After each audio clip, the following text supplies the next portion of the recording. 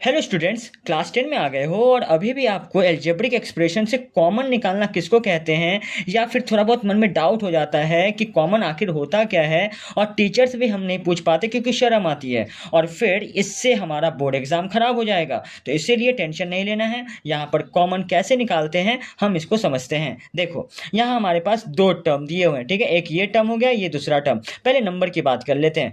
12 और यहाँ पर 18 है। अब तुम बताओ, मैं एक सिंपल सा क्वेश्चन पूछता हूं कि 12 को कौन कौन से नंबर हैं जो 12 को फुल्ली कंप्लीटली डिवाइड कर देंगे। या दूसरी भाषा में कहूं, 12 किसके किसके टेबल में आता है। बचपन में टेबल सीखे हो तो 1 के टेबल में 2 3 4 6 और 12 के टेबल में आता है। और 18 किसके टेबल में आता है, या दूसरे शब्द में बोलूं, 18 को कौन कौन से नंबर इजीली डिवाइड कर देंगे, तो वो है 1 2 3 6 9 और 18।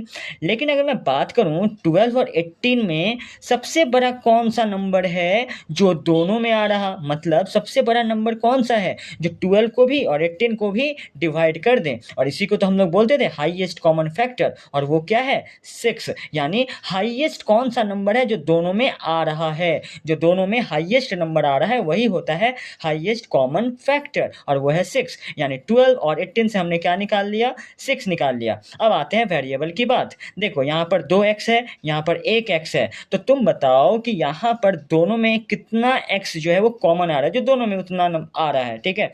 तो 1x कम से कम आ ही रहा है, यहाँ पर भी और यहाँ पर भी। तो 1x बाहर निकाल लिया। यहाँ पर y एक ठो है, यहाँ दो ठो है। तो y कितने आपके कॉमन है, मतलब कितना y जो है वो दोनों में आ रहा बराबर तरीके से। तो एक ही y है यहाँ पर, और यहाँ से भी हम एक ही y ले पाएंगे, ठीक है। तो x और y यहाँ पर कॉमन निकल जाएंगे। अब इसको कॉमन निकालने के बाद दोनों टर्म में से 6xy को खींच लिए हो, तो खींचने के बाद यहाँ क्या बच गया, तो देखो 6 को 12 से डिवाइड करेंगे तो 2 बचेगा ना, 6 2 12 होता है। और यहाँ एक x तो बाहर निकाल लिए थे तो एक ही x बचेगा, और y भी निकाल लिए तो y है नहीं। और यहाँ पर 18 में से यहाँ पर 6 डिवाइड करोगे तो 3 आएगा, ठीक है। और यहाँ पर एक x तो ऑलरेडी बाहर निकाल चुके हो तो वहाँ x बचेगा नहीं। और 2y है तो यहाँ एक y ले लिए थे पहले ही, तो यहाँ एक y बचेगा। सिंपल भाषा में समझाऊं तो जब भी आपको वेरिएबल की बात आएगी तो जो वेरिएबल का पावर सबसे छोटा होगा वही यहाँ पर कॉमन ले लेना है। तो यहाँ x2 है, x है, तो एक x कॉमन होगा, और यहाँ y एक है, यहाँ दो है, तो y का पावर 1 जो है सबसे छोटा है,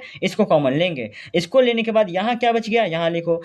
और इसको लेने के बाद यहाँ क्या बच गया, यहाँ लिखो। And that is what we are calling it, कि ये आपका कॉमन निकल गया, ठीक है। होप आपको ये वीडियो अच्छी लगी हो, और ऐसे ही अगर आपको कोई भी कंफ्यूजन हो टॉपिक में, कमेंट में जरूर कर देना, मैं नेक्स्ट वीडियो में बना दूंगा।